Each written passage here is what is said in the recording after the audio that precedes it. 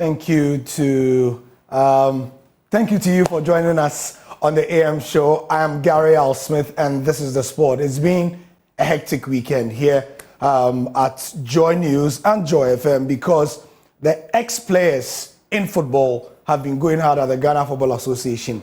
Let's begin with Agyemang Badu, who has expressed his disappointment, blaming the Ghana Football Association for turning two Ghanaian players abroad for national team duties, and also saying that whole constituency is to be blamed.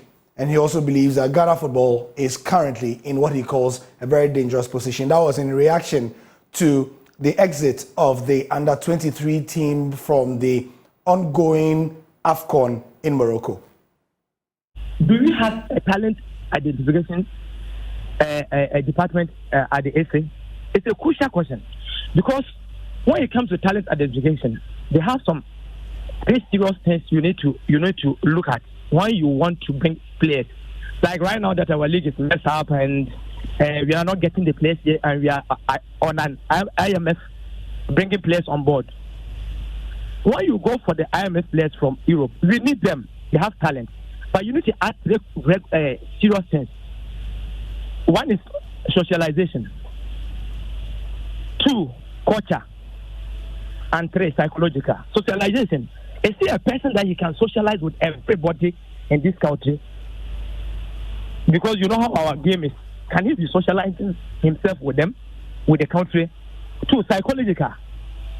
Have you heard what is going on in the country? How our football is managed?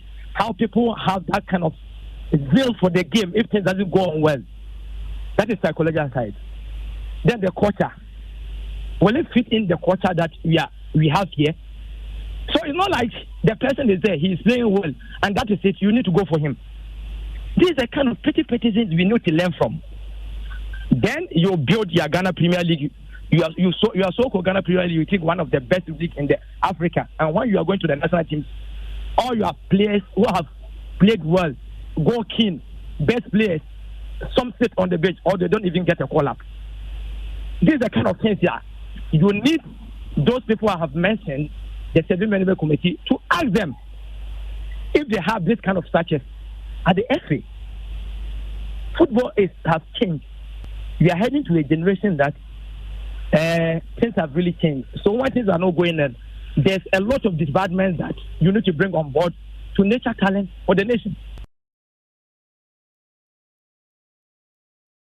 So he was speaking on Joy FM Sports Arena. That was on Sunday afternoon. But on Saturday on the Joy Sports Link with Nathaniel Atto, Derek Boate, another former Black Stars player, took his turn as well. He went on the tangent of a lack of planning from the GFA, he says. He says that was the overarching issue which caused the early exit of the Black Meteors from the under-23 AFCON in Morocco. He accused the GFA of engaging in selecting agency players, and that was also contributory, to the group stage exits at the tournament. Time with people in charge that look, they don't need to take anything from players, or they don't need to, do the right things. You understand? Because if you can see some of the players they invite, even sometimes you can ask some of the players in the camp. They know some of their colleagues doesn't deserve to be there. I've spoke to a lot of them. So you can see a player playing down, another player sitting on the bench, and he knows that he's better than them, but he's playing. Why?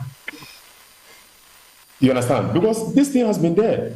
And for me, being a scout, it's about time, we change all these things. And for me, I know that to change Ghana football, to change a lot of things, all these things have to be stopped. We have to be fair. Players don't have to play in Romania and Serbia, and then you are inviting them to the national team. No. I think it's better you invite the local players who are playing in Ghana, because they are having competition better than the players who are playing in Romania and Serbia. You understand? So for me, it's about time we have to change all these things. We have to be fair. We have to be tough on our decision making.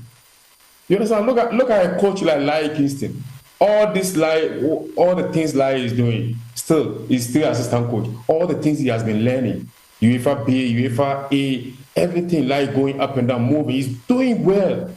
But still, they haven't given a team to lie. He's still assistant. You understand? So for me, it's not because he's my friend, I'm saying this, but I've seen his work, I've seen a lot of things that he's doing. We have to be fair. We have to be fair. And I don't know if the FA, I don't know how they approach this tournament. They haven't had preparation, they never prepare for that tournament. Like I'm saying, football has been played outside before you go to the field.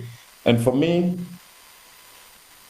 we haven't done enough, to be in the Olympic Games.